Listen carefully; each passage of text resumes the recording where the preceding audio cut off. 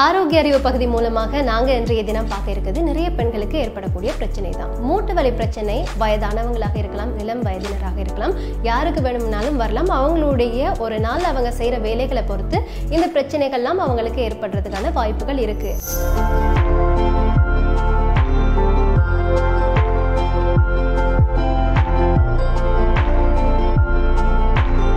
சரி, நாங்கள் அதற்கான எக்ஸசைசஸை தொடர்ச்சியாக எப்படி வீட்டில் நீங்கள் செய்யலாம் அப்படின்றத பார்க்கலாம். அதற்கு முதல்ல பொதுவாக இந்த மூட்டு வலி அப்படின்றத தாண்டி ஒரு சிலருக்கு கீழே இருந்துட்டு எலும்பும் போது எலும்புகள் நொறுங்குற மாதிரியான சத்தம் கேட்கும் இல்லையா? அப்படியான பிரச்சனைகள் நிறைய பெண்மணிகளுக்கு இருக்கிறதா நான் கேள்விப்பட்டிருப்பேன். அது தொடர்பாக என்ன சொல்லுவீங்க? முழங்கால் மூட்டு வலியோட சவுண்ட் வாருது முக்கியமாக 2 ஜாயிண்ட்டுக்கும் இடையில் ஸ்பேஸ் இல்லாமல் போய் நடக்கக்குள்ள அரையும். ஸோ அதை நான் விளங்கப்படுத்துறதுக்கு தான் நான் இதை கொண்டுட்டுருக்கிறேன். முக்கியமாக இது உங்கள் டை மசில், இந்த மசில் உங்களுக்கு பார்க்க தெரியும், இது இந்த ஜாயிண்ட்டை மேலே தூக்கி பிடிச்சு கொண்டிருக்கு.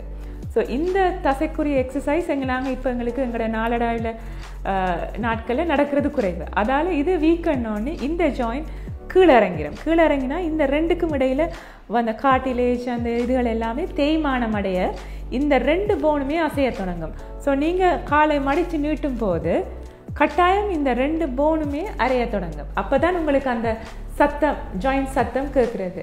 ஸோ அந்த சத்தம் கூட கூட இந்த 2க்கும் நடுவில் இருக்கிற கார்டிலேஜ் நரம்புகள் எல்லாமே தேய்மானம் அடைஞ்சு கொண்டு போகும். அதுக்கு பிறகு இந்த 2 எலும்புமே தேய தொடங்கும். அதால தான் உங்களுக்கு கொஞ்சம் பேர்ஸாக போனால் உங்களுக்கு படி ஏறவோ ஒன்றுமே என்ன உங்களுக்கு காலை மடிக்கிறதுக்குரிய இடைவெளி அங்கே இல்லை. ஸோ அதுதான் அங்கே இடைவெளி குறைய குறைய சத்தம் கூடிக்கொண்டு போகும்.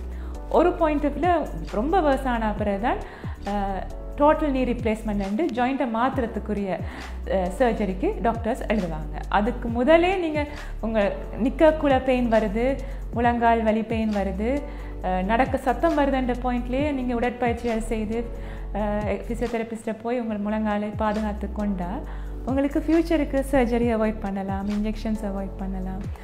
முக்கியமாக உடற்பயிற்சியில் மட்டுமே நீங்கள் தாங்கிக் கொள்ளலாம். வேறு ஒன்றுமே நீங்கள் போக வேண்டிய அவசியம் இல்லாமல் இருக்குது.